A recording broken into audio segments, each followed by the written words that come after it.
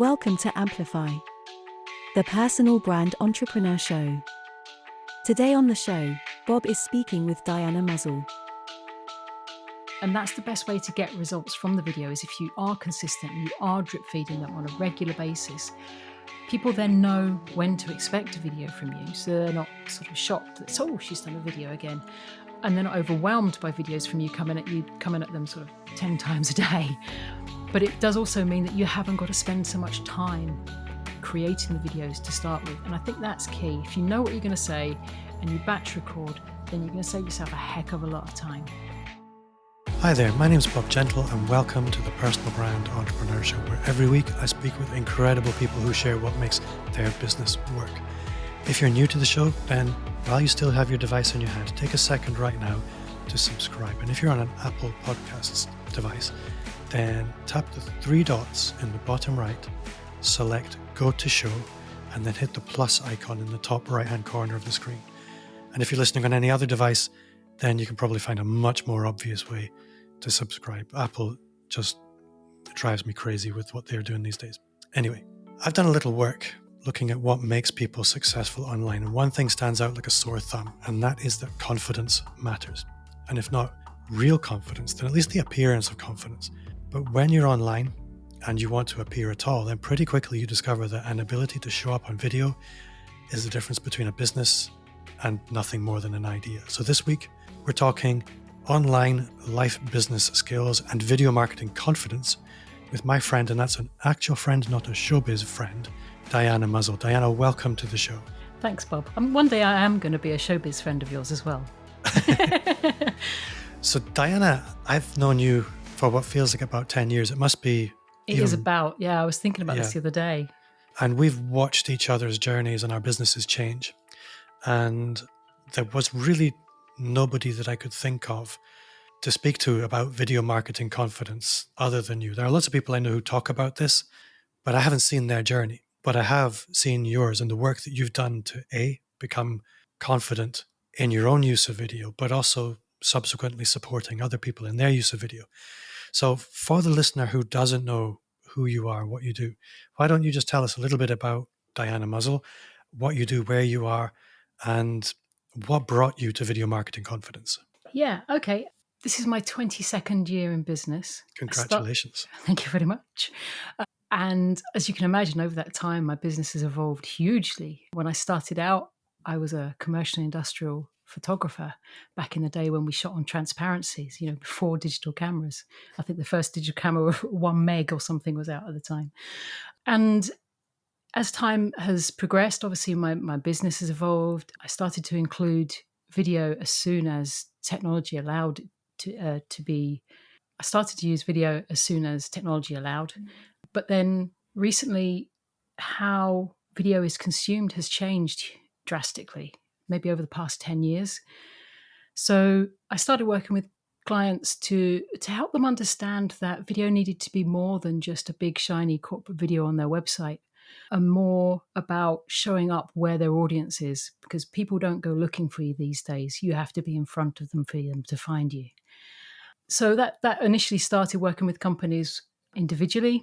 My plan was always to take that online, and funnily enough, in March 2020, that was kind of accelerated, that plan.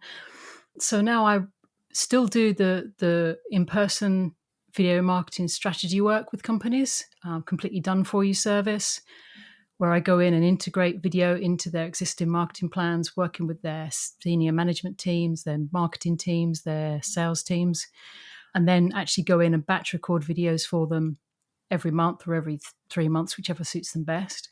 But I also have an online training group and work one-to-one with clients online on their training. And I also have a range of online courses.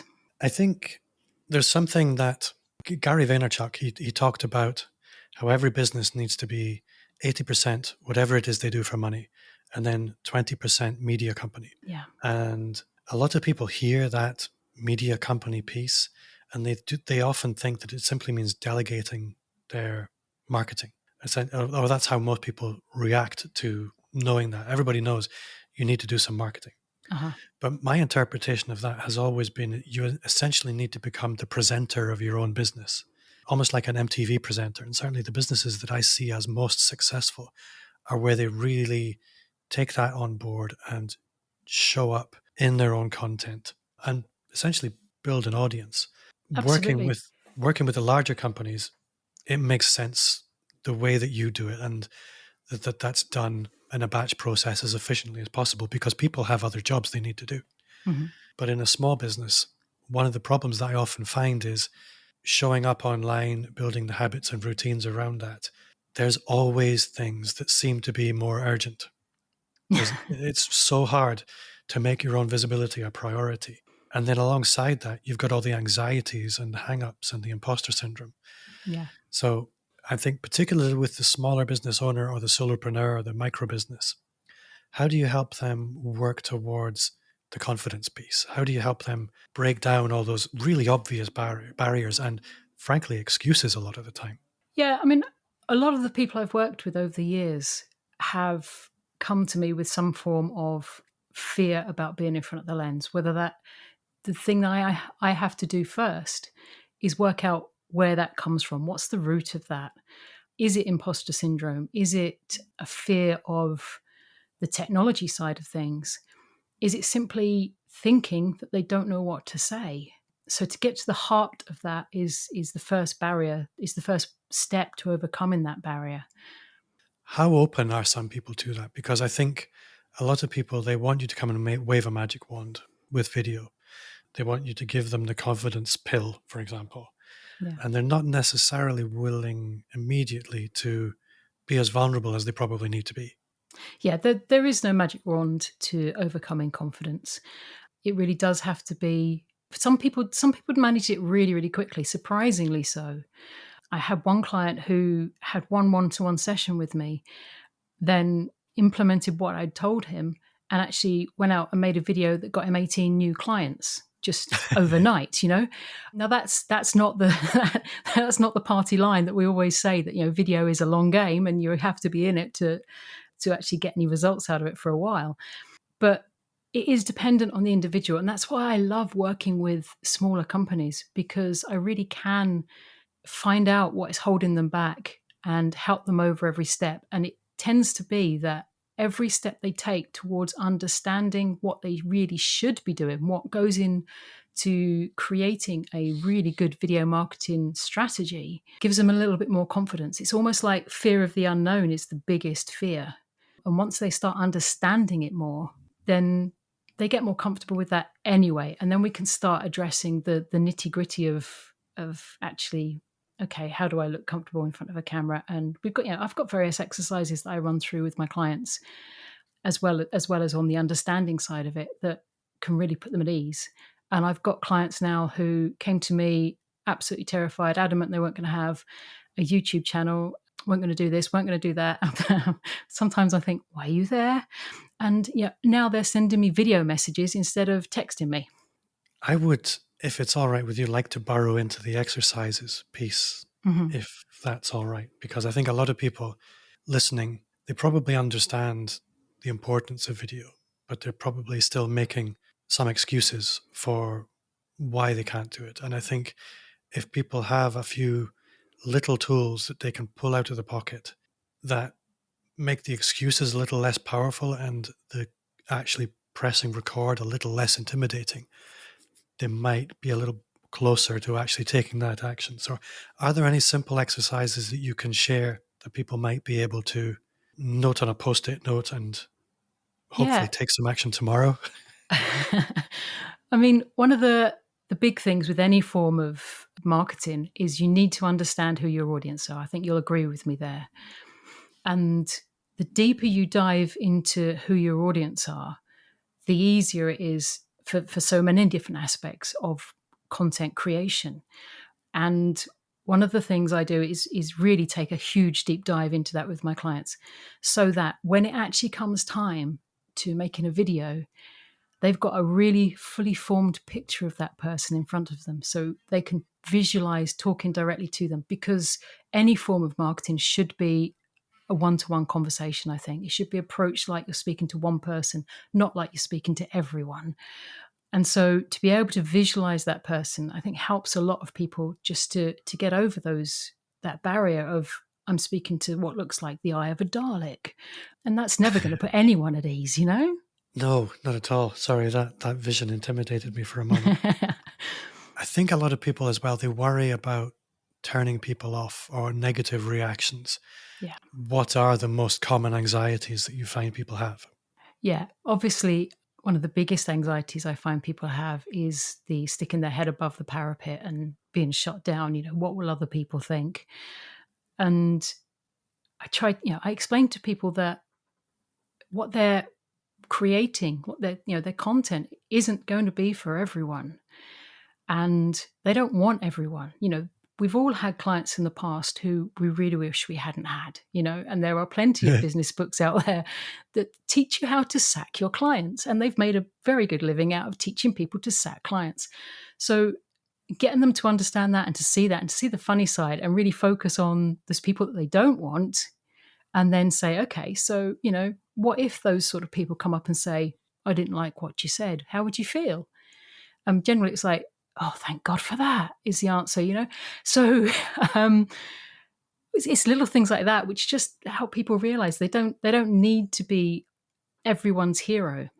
They need to work out what their niche is, who's going to be in it, and trust that the huge volume of experience and value that they have within them is going to be right for the people that they're trying to attract. And it's those people who are going to shout the loudest. I think alongside that, so you talked about the depth of knowledge and experience and specialist knowledge that people have. But a lot of people will hear you say that, and almost immediately the thought of standing on a stage, metaphorically speaking, and appearing the expert, that's often when imposter syndrome is triggered. Yeah. I mean, I try to help people around that, by putting it into context, putting it into an everyday context. Every day we get asked by our clients a whole range of questions. And every day, without stopping and thinking about it, we answer those questions just from the knowledge that we have in our heads. And some days it can be really as simple as, from your point of view, something as simple as, how do I create an Instagram account or something, For me, how do I create a YouTube account? And sometimes it's easy for us as experts to remember that not everybody starts from the same knowledge base that we have. And sometimes those really simple things that we take for granted, like breathing, would be huge value in terms of knowledge to our clients. And it's when I work with people, I take them right the way back to the basics of what they do, because the basics of what they do, at the basics of what they do, at the heart of what they do, you strip away all of the technical speak, all of the jargon, all of the buzzwords, and really actually get to the very, very simple to explain stuff. And then when people realize how valuable that simple to explain stuff is, they tend to be a little bit more relaxed about talking about the more complicated stuff. So that makes a lot of sense.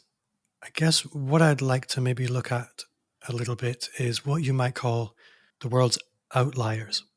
When we go online, it's very easy to make the mistake of thinking that everybody who's successful is in their mid-20s or 30s, probably good looking, probably living somewhere very flamboyant and interesting. You're sort of stereotypical influencer, but that's simply not the case. And I'm curious to hear from you about how inclusive this can be. Do you have any good examples of people who are using video effectively that you might consider almost non-traditional in the stereotype sense that I just described? Having said I've been in business 22 years, you can probably guess that I'm not that 23-year-old, slim, fit, beautiful, blonde-haired, smiley person who conforms to being an online influencer or somebody you see a lot in front of a camera.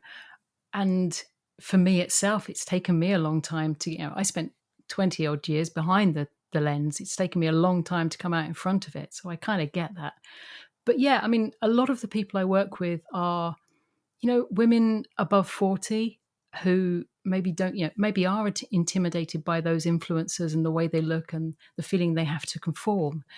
But what I try and instill in people is this understanding that people, the whole value of video, one of the biggest values of video, is to help people get to know you before they meet you, so that they can become relaxed with you and understand who you are, and make sure that you're a right fit for them before they raise their hand and say, yeah, I'm interested in what you're doing, which is even before they say, yeah, okay, so I want to buy from you. But they've got to go on that journey to get there. And yeah, does that answer the question? It does. I know some of your clients, and I know you work with people at every age range, and even up into the 70s. Yeah. And I know one person in particular, and what she's done with video in her 70s is nothing short of astonishing. Yeah. And I'm not going to name names, but I just want people to understand that this is a very big world. There are billions of people out there. And if you're somebody who's been used to doing business in a local geographic area, then you're used to making compromises in order to fit in that geographic area. But when you've got a potential audience of billions, you can afford to express yourself and show up as authentically as you like. Yeah. Because it's really important that you attract out of those billions of people the right people. And the only way you can do that is by showing up as authentically yourself. Yeah. I mean, and excitingly, there literally is an audience for everybody. It doesn't matter if you're 75 or 25 in a wheelchair. There is an audience that will love you. There absolutely is. And I think people forget that they've been in business for years and they have never had a person walk through the door and go, oh my God, I'm not working with you because of the way you look. And yet they're worried about going on camera and having that reaction. That particular client that you spoke about in her 70s is in an industry that predominantly is dominated by young women. And by young women, I'm talking about in their 20s. Yeah. She's 50 years older than them. She could be their great grandmother. But there are plenty of women who want the service that she provides who would be intimidated going to a 20-year-old for that kind of service. But going to somebody who is older than them puts the client at ease. And there's also that carrying of authority and that carrying of belief that this person knows what they're talking about, because, they're in the 70s. They've been there. They've done that. They've got the T-shirt. Yeah. What video allows, and you kind of alluded to this, is it allows people to buy into you before they can buy from you. They have to do that.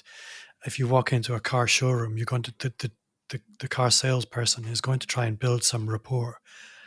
But when you're online, you can't really do that. And a lot of people try and do this with social media and direct messaging and things like that. There's nothing that will build rapport quite like video.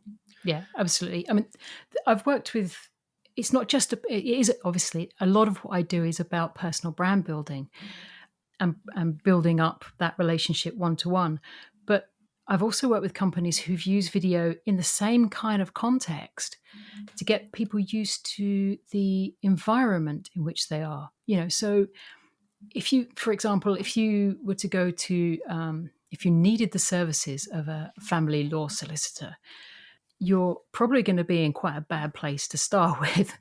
Yeah. But I know family law solicitors who I've worked with who have used video just, even by placing themselves in different parts of their building, in different parts of their office, to effectively show the environment that these people are going to be walking into, that their clients are going to be walking into, to help them more relaxed right from the start. And if you're in that situation and you can make somebody who's really stressed out relax with who you are before they've met you, and relax knowing that when they come to your office, exactly what to expect, that's going to put you a long way ahead of some of your competition. I think this is the thing. For me, this is the key, that being known and being familiar and being visible becomes, when you're consistent with it, a significant competitive advantage.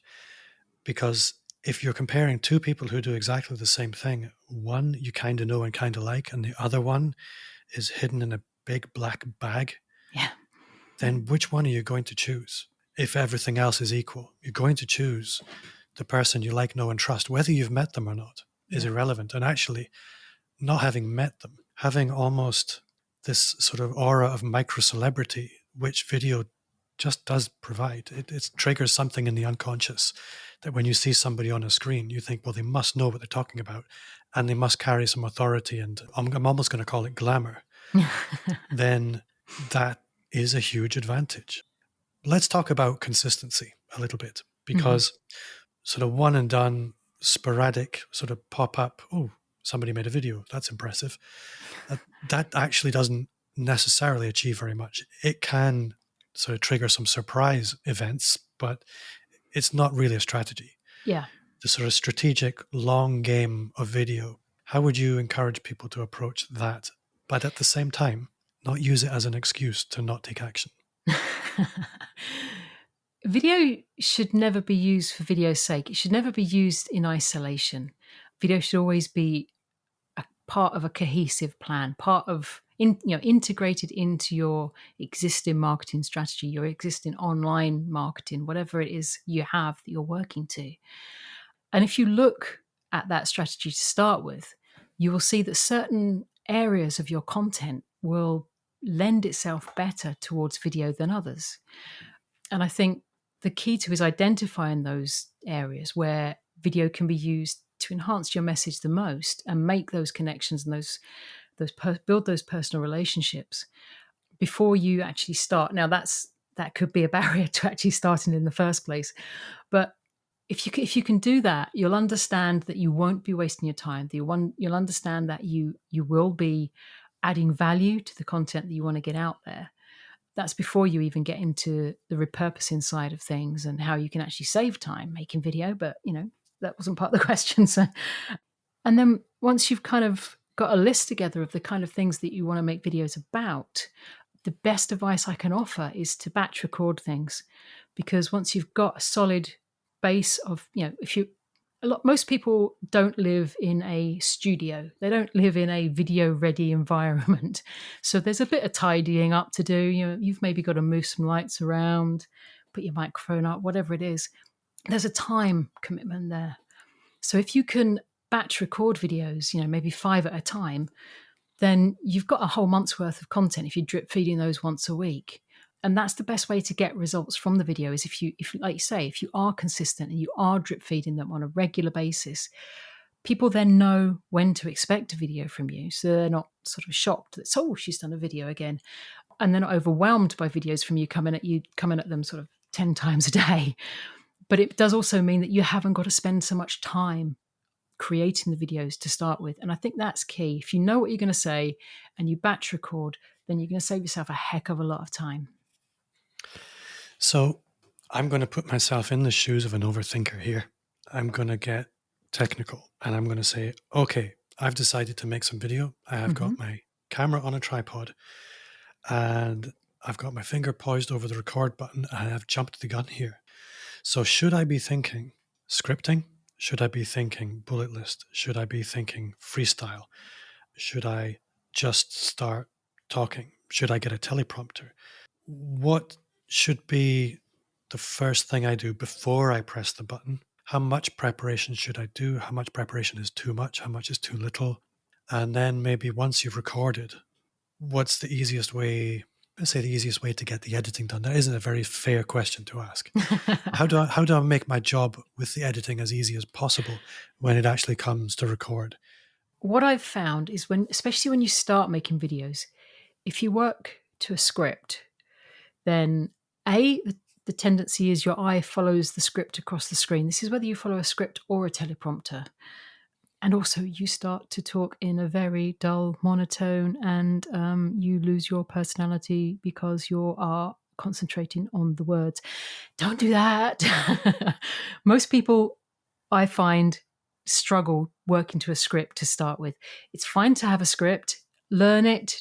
But the thing is, when people learn scripts, they tend to stress about forgetting what they were going to say or not getting the script exactly perfect. Unless you're an actor and you're used to learning lines, that can just add to the stress levels. So what I tend to say to people is if you need to write down the script, let's call it, do so, but then condense that down into bullet points and then maybe stick those bullet points on little sticky notes around your lens of your camera, whether that's a webcam, whether that's your phone, whatever it is, above it, below it, so that it looks more natural when you're just looking up to the left or down to the right, just to pick up a reminder, just one or two words. Don't bullet point whole sentences or anything like that. And then when you're ready to go, set yourself up, make sure your angles are right and your lighting's right and you've got your microphone sorted. Then press record, pause, smile, go for it. When you're finished, pause and then stop. Because at its very simplest form, editing is doing this on your iPhone and dragging the handle from the left to trim off that first bit and dragging the handle from the right to trim off that last bit, and you're good to go with the video. But if you don't pause, if you start speaking as soon as you've pressed record and you're getting into position, camera's jiggling around a bit maybe because you've just leant on your desk and knocked your tripod a bit and all sorts of things going on, you're going to make life so difficult. And all of these stresses can be got rid of. But what you will find more than anything is that once you've done it a few times, once you've done it half a dozen times, you will realize what you need to do. You will realize that, okay, so that photo behind me is squint. Okay, so it's maybe not a good idea to have my kids' drawings behind me because you can't actually tell if they're an alien or a cat. And that's going to be distracting for my audience. I don't want that. Okay, so maybe I should wait until the dogs have been for their walk and are nice and quiet so they're not barking in the background. And, silly little things like that you're just going to come second nature to you. It's like when you learn to ride a bike, you don't know how to ride a bike and you fall off. But that doesn't stop you getting back on and trying again. And then when you've learnt to ride a bike and you've got rid of those stabilizers and you're exploring all over the place, you never stop to think, all right, I've got to put my leg over the crossbar. I've got to hold on to the brakes. Otherwise, I'm going to go forward when I don't need to. I need to put my foot up on the pedal. You don't think about these things. It's all second nature. And the same happens when you're making video.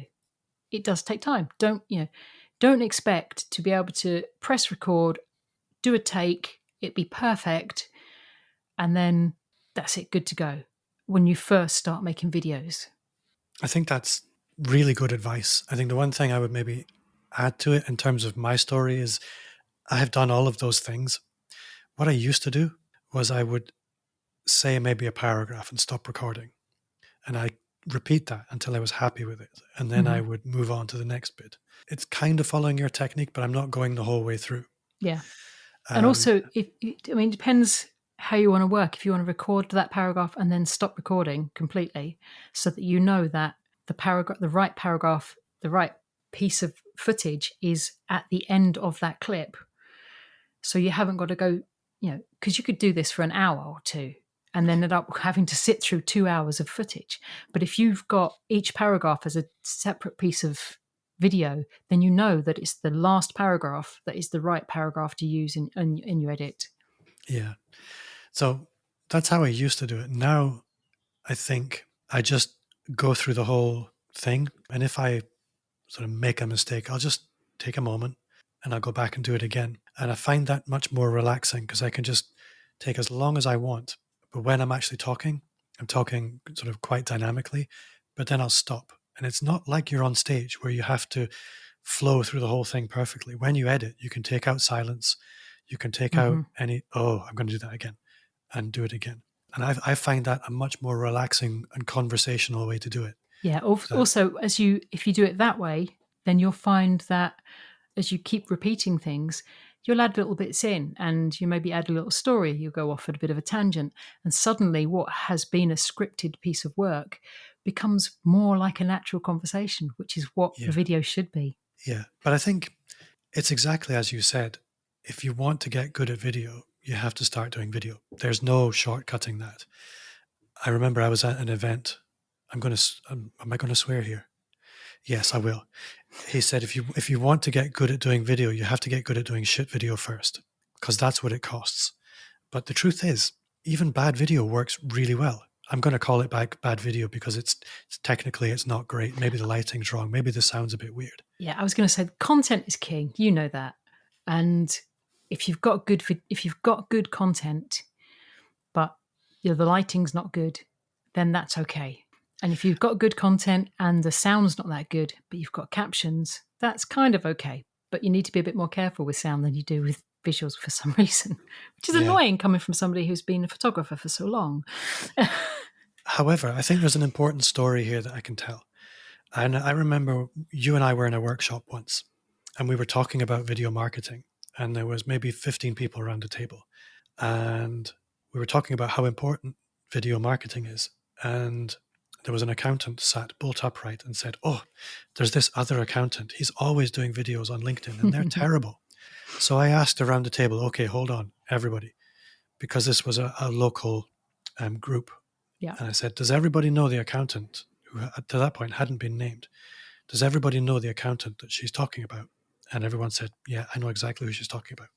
So I said, "Okay, and now around the table here, other than the accountant who's in here and the other accountant that's doing video, can anybody name another accountant?" And the answer was no. Mm-hmm. So that accountant and his superficially bad video was working for him. Absolutely. Because people knew who he was.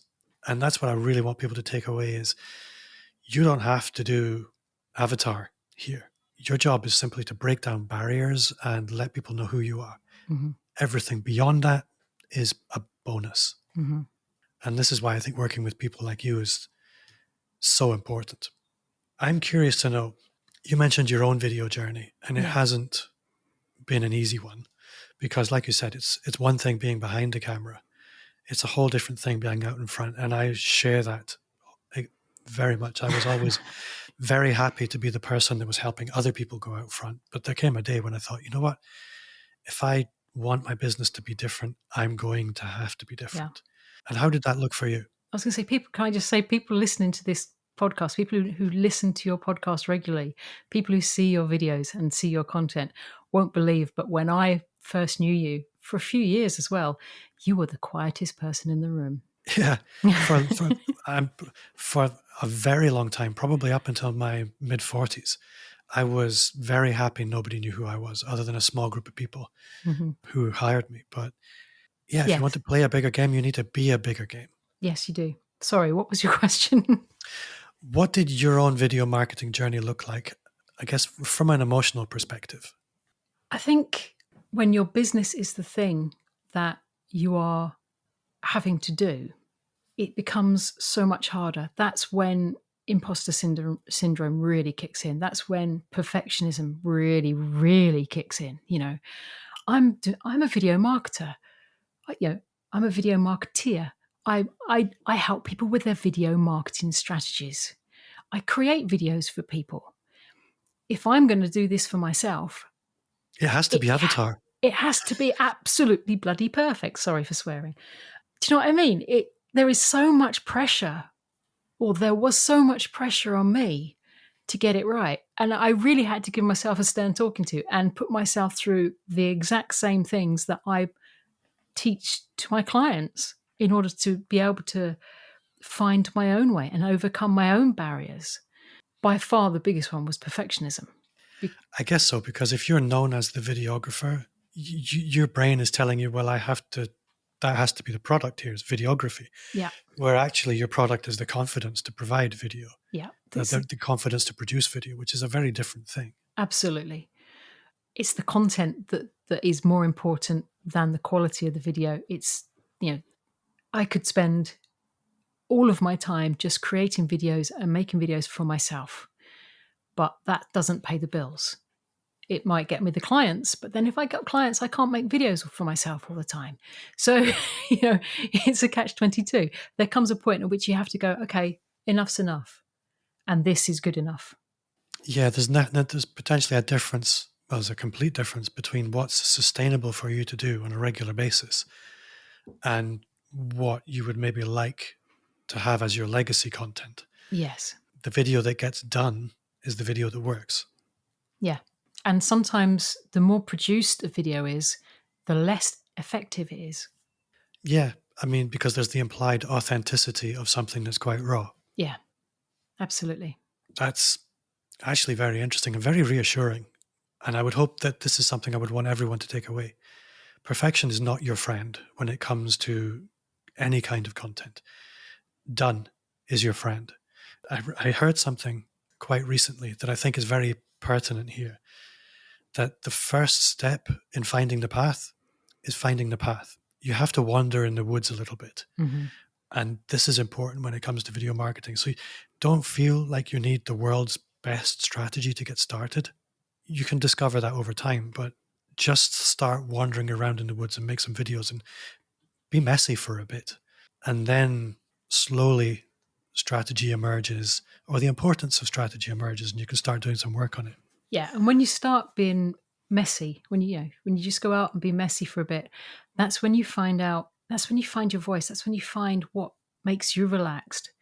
That's when you find what you like speaking about. And chances are the ideal client that you want is going to be the people who are interested in those things.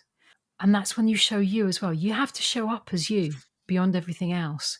And if you're sitting there trying to be perfect, well, I'm sorry, but nobody's perfect. So if you're perfect on camera, you're kind of portraying a lie. And authenticity is absolutely key. If you're not showing up as you, people will find that out very, very quickly, and you will lose all credibility. I think when it comes to the authenticity piece, I think a lot of people get anxious because they worry. I think there's the comparison starts to creep in. Well, if I'm talking about, for example, video marketing, then there's this other person who talks about video marketing and I have to at least be better than him, or he's already doing it, so I can't do that. But No. somebody said something to me on this very thing, and she said, yes, but your people want to hear it from you.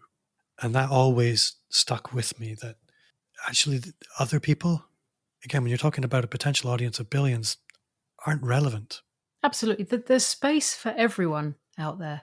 And what I mean by authentic is not comparison to someone else. It's showing up and being you, because people want to know your take on it, like you said. And people want to hear it from you. People want to hear your opinion on it, because that's how they're going to get to know you. And if you're trying to be like the other person who's doing it as well, if you're trying to be like your competition, then they're not going to get to know you. They're not going to know why you are different. And they might not like your competition. Just because they're out there giving it loudly every week doesn't mean to say that's what your audience want. Giving it loudly, you're giving away your Scottish I've lived location. here for too long, obviously, haven't I? Some people might have to Google that. So I think what I would want people to take away, video is going to get you your results far better than anything else you can do. If you've been dabbling in social media and wonder why nothing works, I think you might find the answers here if you haven't been doing video. A lot of people tell me, if I can just get the conversation, people tend to buy from me. What this is telling me is people like you. So you can scale that. Yeah. And you can only scale it if you show up, and you show up bigger. And video is the only thing that's going to do that for you. So hopefully, listening to this conversation with Diana, you've taken something away. Hopefully it's given you the first nugget of courage to let yourself be messy. But Diana, if people want to connect with you, if they want to go further with you, how can they do that? The best way to connect with me is on LinkedIn, Diana Muzzall. That's Muzzall. I'm also launching, because I don't know when this is going to air, so June might not be a good thing. Monday. Okay, it's going to air on Monday. Yeah. Holy cow. I run a 6-month training course on video marketing confidence called the Video Confident Collective. And you can find out more about that on my website. There's a new group launching soon.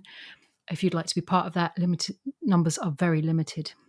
You know what I really like about the 6-month period is that a lot of people underestimate the importance of time.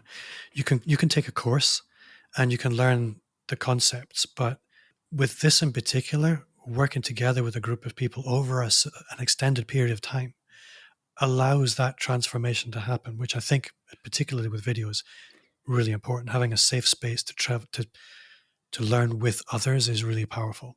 It does. And it's also really, really important, I think, that time period, because part of the course is about accountability, and it's about actually, okay, this week we're learning this, now go away and do it. Because if you don't do it, you're not going to get the most out of the course. So it's actually implementing the training as you go along, rather than whizzing through an online course as fast as you possibly can, thinking, yep, I know how to do this now, and then never doing anything about it. Well, anybody listening, it is well worth doing. And I saw on your website as well, you have a worksheet for planning videos, something as simple as planning videos. I kind of forget how hung up you can get on that at the beginning. So that's well worth getting. And that's videomarketingconfidence.com. Correct. That's such a good domain. I'm so jealous. Diana Muzzall, you've been great fun. My one question I nearly forgot to ask you. What's one thing you do now that you wish you'd started 5 years ago? We touched a little bit earlier on showing up and being you. And the one thing that I wish I'd done sooner is stop trying to be what I think other people think I am. Because A, they're probably wrong. And B, I can never second guess what other people think I am. So once I started to drop that, it has such a huge impact on both your personal and your professional life and your business and everything. It frees up so much time and space. So I wish I'd done that sooner. Getting over yourself. Yeah, get over yourself and get on with it. Yeah. Well, I take my hat off to you. I've watched the journey over the last 5 or 6 years, and it's really good to see. And I can certainly endorse Diana's course that she does know what she's doing, and I know people she works with, and I've seen the transformation in them. So I can't recommend it warmly enough. Diana, thank you so much for your time. Thanks for joining me. And yeah, I can't wait to see you again soon. Thanks for inviting me on, Bob. It's been a pleasure.